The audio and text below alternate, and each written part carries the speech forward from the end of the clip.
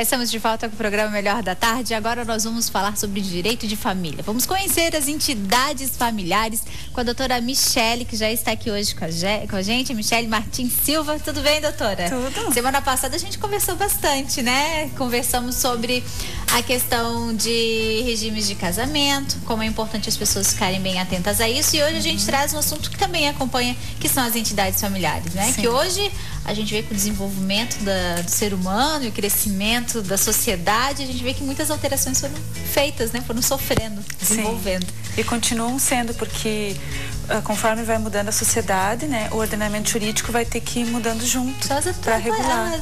Acaba sendo uma questão de caminhar junto, né, com a evolução, vamos dizer assim. E falando especificadamente das entidades familiares, até pra gente já entrar bem no tema, né? O que seriam entidades familiares? Até pro pessoal de casa que não tem bem o conhecimento saber exatamente o que a gente está tratando. São as famílias que são reconhecidas pelo ordenamento jurídico hoje, né? Exemplo, assim. Exemplo, o casamento, né? A união estável. E a família monoparental.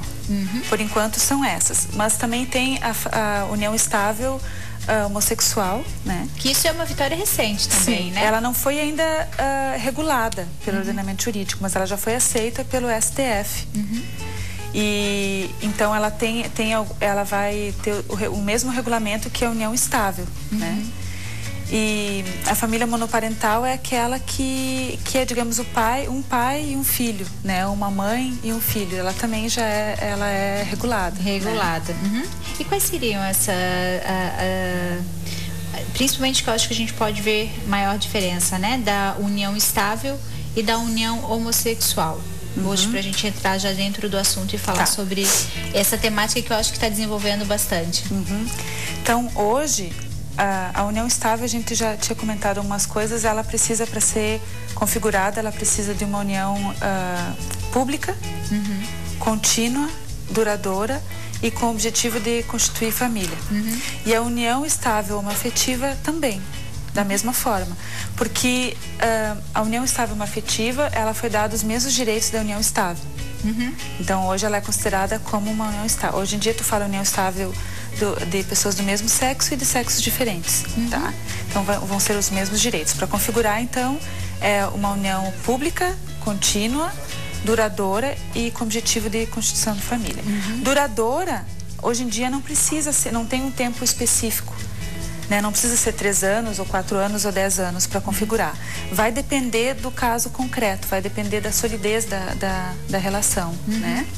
E o ponto isso mais... é inovador, isso acho que é também bem interessante as pessoas de casa saberem, porque hoje ela já pode constatar que mesmo não estando sobre o mesmo teto, ela pode sim dizer que ela estava em união estável. Sim.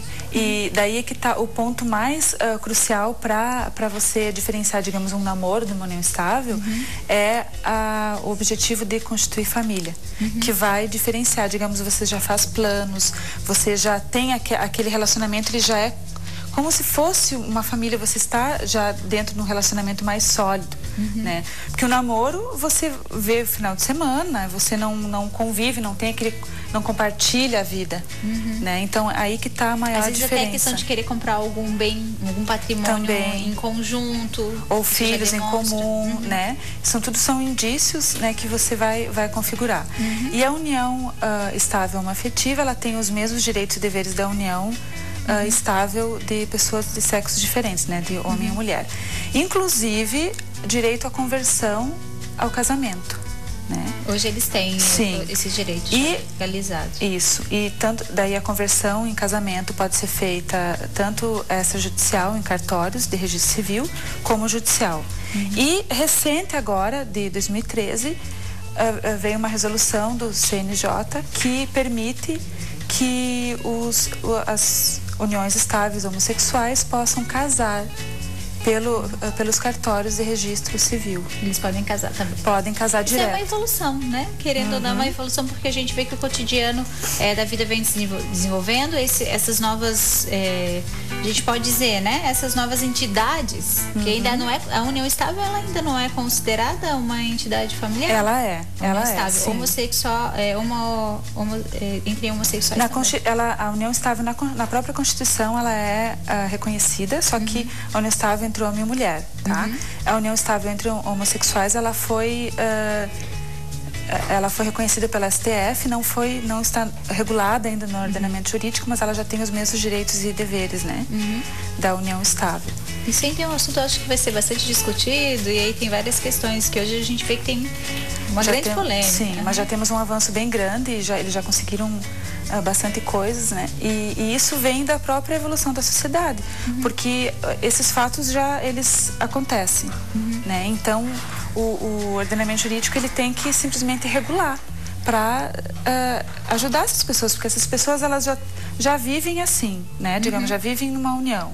Aí elas começam a ter direitos e deveres, e daí às vezes elas não conseguiam formalizar, não conseguiam dividir bens ou adotar. Então começou a surgir vários problemas, e daí surgiu a necessidade de regular. E assim a sociedade vai indo. A gente vê que isso é um desenvolvimento, porque hoje vamos fazer um financiamento. Vamos botar para o caso prático. Para fazer um financiamento, a pessoa precisa comprovar a renda. E aí, se ela é casada com alguém, né, documentalmente ela tem como juntar aquela renda. A união estável, tanto entre pares do mesmo sexo ou de sexo oposto, elas também vão ser consideradas hoje para esse tipo de investimento. Seria isso, né? Essa foi a necessidade que daí foi surgindo. Sim, para adoção também, né? Também para herança, para previdenciário, né? Pensão. Então, por uma série de coisas. Inclusive, a união estável também tem direito a alimentos, a pensão alimentícia, né? Provando a necessidade e a possibilidade da pessoa de pagar, vai ter direito. Isso na dissolução. Sim. Bom, outra questão que eu acho que a gente podia abordar aqui, que acaba sendo até engraçado, mas eu acho que eu já vi algum assunto a respeito disso. A gente teve recentemente uma novela, né, que tinha um personagem chamado Cadinho, e esse personagem Cadinho, ele tinha 3, né, esposas, né? Uma não era esposa, outra namorada. Isso não é considerado uma entidade familiar. A lei ainda não tem amparo para isso, né? Não, porque a base da sociedade ainda é a monogamia, né?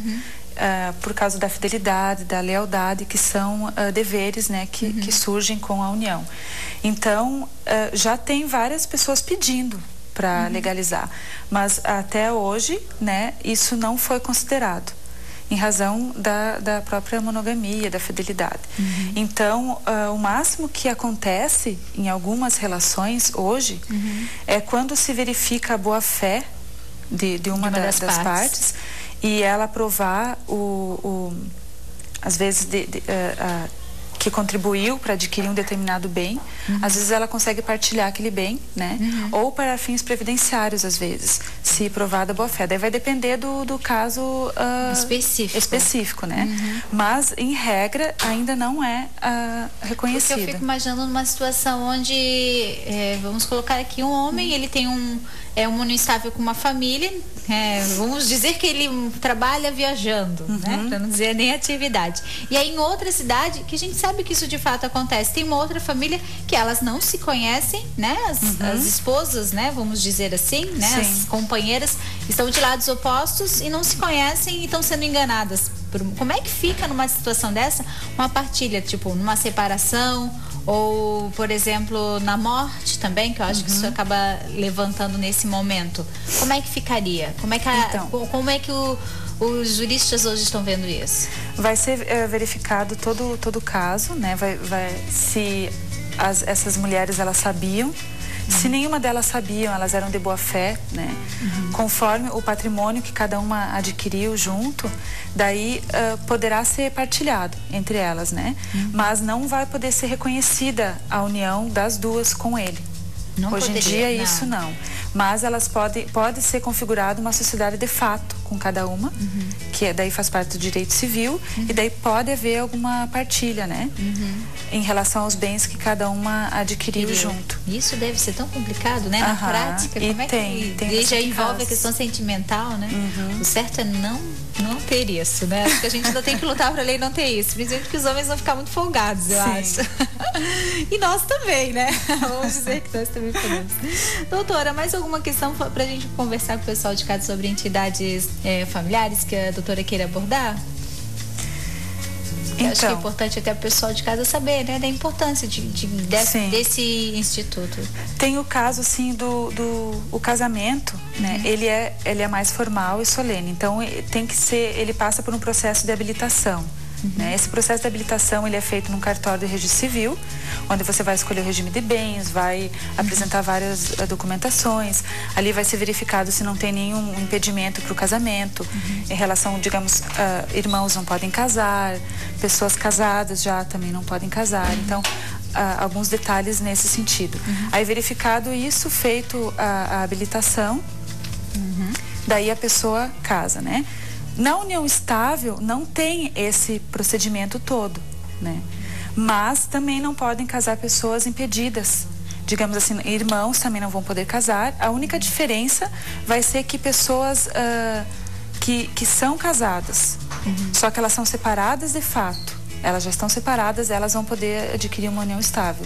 Do contrário, não, né? Não poderia. E em relação aos filhos, tanto na união estável como no casamento, a guarda, a educação e o sustento vai ser dever de ambos os cônjuges ou companheiros. Isso também tem que ficar bem claro, porque às vezes a pessoa acha que não, é só o pai que tem que ajudar, não. Não, né? É os dois. A responsabilidade é dos dois.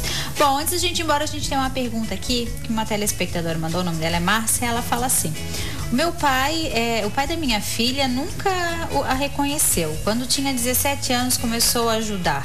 Agora ele quer pôr o sobrenome. Qual que é o procedimento que eu tenho que tomar?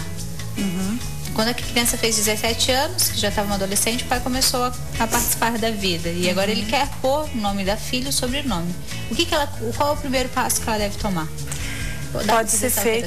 Pode ser feito via judicial, talvez pelo processo de investigação de paternidade que chama, né? Para daí ser reconhecido, né?